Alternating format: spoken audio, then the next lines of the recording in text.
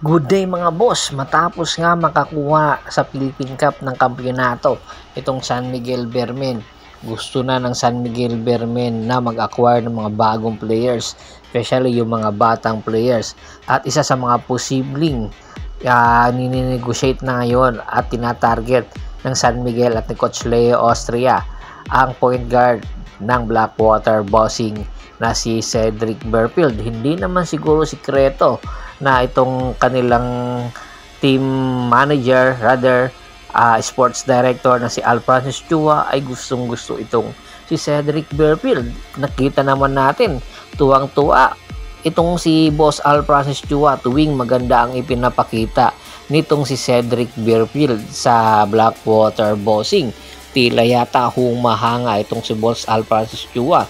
At tinitingnan na nga daw ang posibilidad ng San Miguel Beermen kung paanong paraan makukuha ito si Cedric Berfield sa Blackwater Bossing, ganon hindi naman nila ito farm team.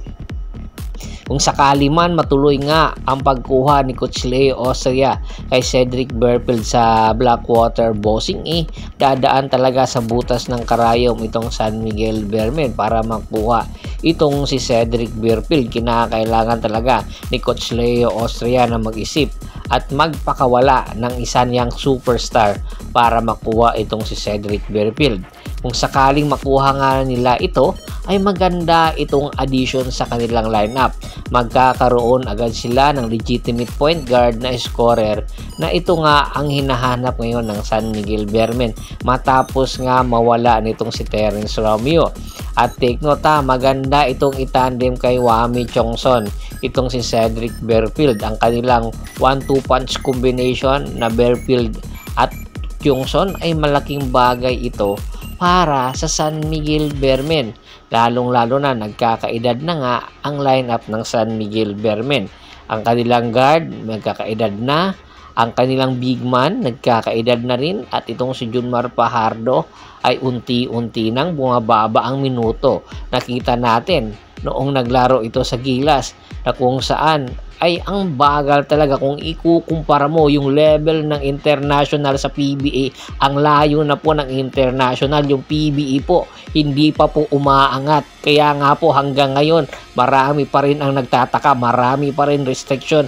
Ang PBA, isa lang ang import, samantala yung ibang mga liga, 3-4 na import, at ang taas na ng level, lalong-lalo na yung Japan. Kaya ngayon pa lang mag-uumpisa na ang San Miguel Beermen na pataasin ang level at kumuha ng mga batang players na posibleng makatulong sa kanilang lineup para sa future.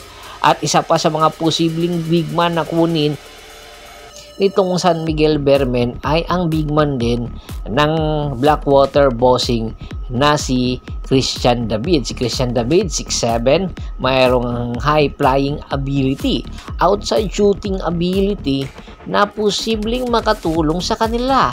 Tandaan po natin, malabo pa po makuha ng San Miguel Beermen itong si Quintin Meliora Brown.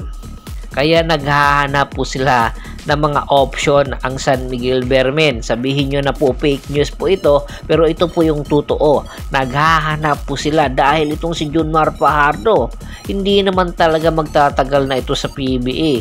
Yung laruan ni Junmar na ang bagal, kung takbuhan na po ang pag-uusapan, ay tiyak maiiwanan itong si Junmar Fajardo.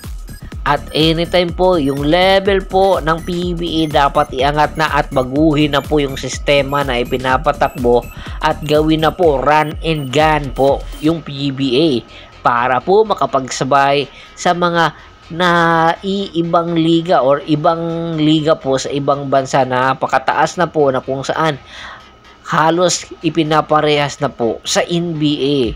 Kaya nga naglaban yung Gilas at ng Australia, tinambakan po yung Gilas dahil nga po wala pa rin po, napakababa po ng percentage po pagdating sa outside, at syempre yung mga mid-range jump shot, walang-wala po kukumpara mo sa Australia. Kaya ngayon, ang San Miguel tinitingnan na ang mukha ng Australia kung gagayahin nila ito.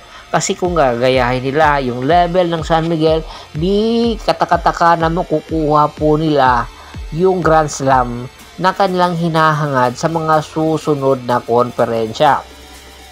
itong si Christian David, malaking tulong po ito para sa San Miguel Bearmen.